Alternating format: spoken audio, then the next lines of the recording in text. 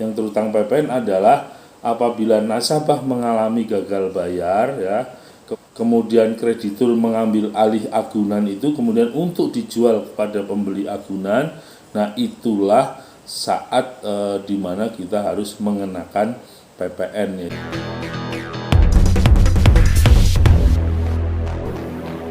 Assalamualaikum warahmatullahi wabarakatuh. Kita berjumpa lagi.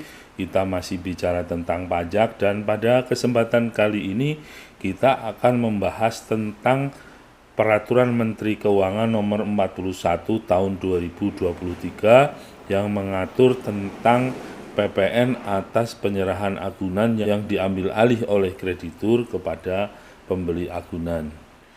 Latar belakang dari PMK nomor 41 tahun 2023 adalah adanya sengketa pengenaan PPN atas eksekusi agunan oleh bank atau perusahaan pembiayaan yang menjadi objek sengketa pemeriksaan sehingga sampai kepada tingkat pengadilan pajak dan Mahkamah Agung ya. Karena waktu itu diatur hanya di dalam level SE ya. Nah, harapannya adalah dengan terbit PP nomor 44 tahun 2002 dan kemudian PMK tahun 2023 ini akan memberikan kepastian hukum kepada wajib pajak. Nah, baik, kita masuk pada pengertian kreditur ya. Kreditur adalah lembaga keuangan yang memberikan kredit, kemudian pembiayaan berdasarkan prinsip syariah atau pinjaman atas dasar hukum gade ya, sesuai dengan ketentuan peraturan perundang-undangan di sektor keuangan. Nah, kemudian objek PPN-nya adalah penyerahan agunan. Jadi misalnya debitur kemudian menunggak atau tidak mampu untuk membayar, dan kemudian agunan yang diberikan oleh debitur kepada kreditur kemudian disita dan kemudian dijual kepada pembeli agunan. Nah, pada saat menjual itulah yang harus dikenakan PPN. Nah, siapakah subjek pajaknya ya? Subjek pajak yang terlibat pertama adalah kreditur, yaitu lembaga keuangan yang memberikan kredit ya. Kemudian pembiayaan berdasarkan prinsip syariah atau pinjaman atas dasar hukum gade. Jadi tidak terbatas hanya bank saja, tetapi bisa juga bank syariah, kemudian bank konvensional maupun misalnya lembaga keuangan yang meminjamkan berdasarkan dasar hukum gade. Kemudian debitur adalah nasabah yang memperoleh kredit ya, kemudian atau memperoleh pembiayaan berdasarkan prinsip syariah atau pinjaman atas dasar hukum gade. Sedangkan pembeli agunan adalah orang pribadi atau badan selain kreditur ya, yang membeli agunan melalui lelang atau di luar lelang. Nah, jadi inilah yang subjek yang terlibat di dalam proses ini. Nah, pada saat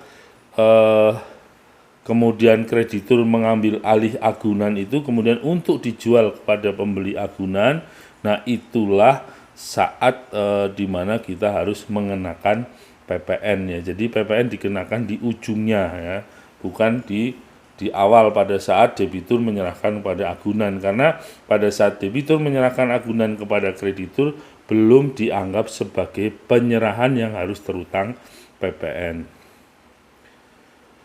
Nah, kemudian berapa PPN-nya? PPN-nya adalah 10% ya, 10% dari tarif PPN. Tarif PPN adalah 11% ya, kali DPP-nya atau secara efektif adalah 1,1 kali harga jual agunan. Jadi simpel ya, simpel sekali ya, 1,1% kali harga jual agunan. Nah, siapa yang harus membuat faktur pajak? Yang membuat faktur pajak adalah kreditur ya, menggunakan dokumen yang dipersamakan dengan faktur pajak ya. Jadi tetapi ada informasi minimal yang harus ada di dalam pembuatan faktur pajak tersebut. Yang pertama adalah nomor dan tanggal dokumen ya. Itu minimal itu. Kemudian nama dan NPWP pajak kreditur ya, dalam hal ini adalah bisa lembaga keuangan, bisa perbankan ya. Kemudian nama dan NPWP atau NIK ya, debitur ya. Jadi kreditur, kemudian nama atau NPWP, NIK debitur, kemudian nama dan NPWP atau NIK dari pembeli agunan. Kemudian uraian barang kena pajak ya, misalnya di situ disebutkan tanah atau bangunan dengan luas sekian. Kemudian dasar pengenaan pajaknya adalah harga jual kepada pembeli agunan. Nah, kemudian PPN-nya adalah 1,1% kali harga beli ya, atau harga jual kepada pembeli agunan. Nah, bagaimana cara menyetorkannya adalah sesuai dengan ketentuan peraturan perundang-undangan ya. Jadi kode akun pajaknya 411211, kode jenis setorannya adalah 100, SPT masa PPN 111. Nah, kemudian bagaimana pengkreditan pajak masukan ya? Bagi kreditur ini tidak boleh ya, tetapi bagi pembeli agunan yang memang dia sudah PKP pajak masukan pada saat dia memperoleh bisa dikreditkan. Ketentuan ini berlaku mulai tanggal 1 Mei tahun 2023. Kemudian yang terakhir adalah contoh.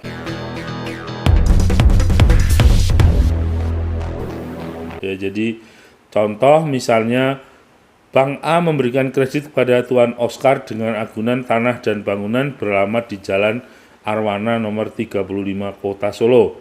Tanah dan bangunan tersebut memiliki luas 150 meter dan dibebani hak tanggungan.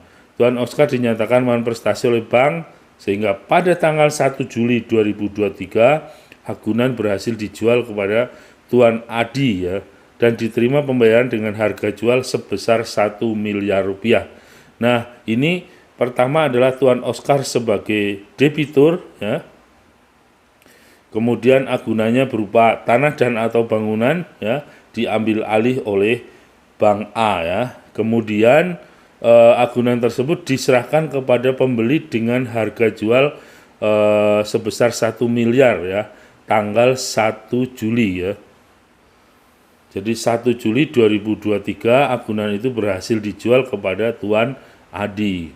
Nah, maka di sini pertama adalah Bank A sebagai pengusaha kena pajak wajib memungut PPN atas penjualan agunan kepada Tuan Adi dengan ketentuan sebagai berikut. Pertama adalah dilakukan tanggal 1 Juli ya.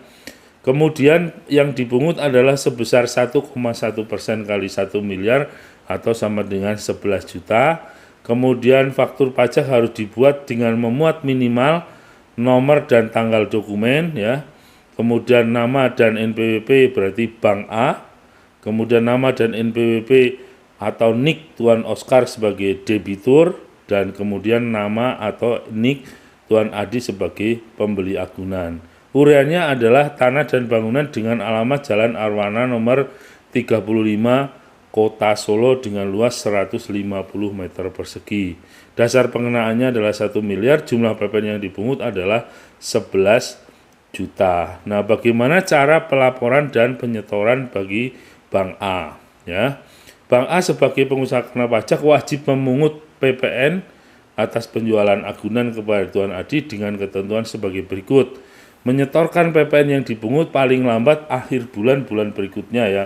Karena transaksinya 1 Juli maka paling lambat menyetorkan tanggal 31 Agustus ya, akhir bulan berikutnya. Ini paling lambat ya, enggak. Jadi itu ya. Kemudian bank harus melaporkan pemungutan PPN paling lambat jadi tanggal 31 Agustus 2023. Jadi sama seperti itu. Bagi Bank A ini tidak boleh dikreditkan. Bagi Tuan Adi seandainya dia adalah merupakan PKP, itu dapat mengkreditkan PPN yang tercantum di dalam faktur pajak tersebut. Baik, terima kasih. Itulah yang bisa saya sampaikan pada kesempatan ini. Mudah-mudahan bermanfaat. Wassalamualaikum warahmatullahi wabarakatuh.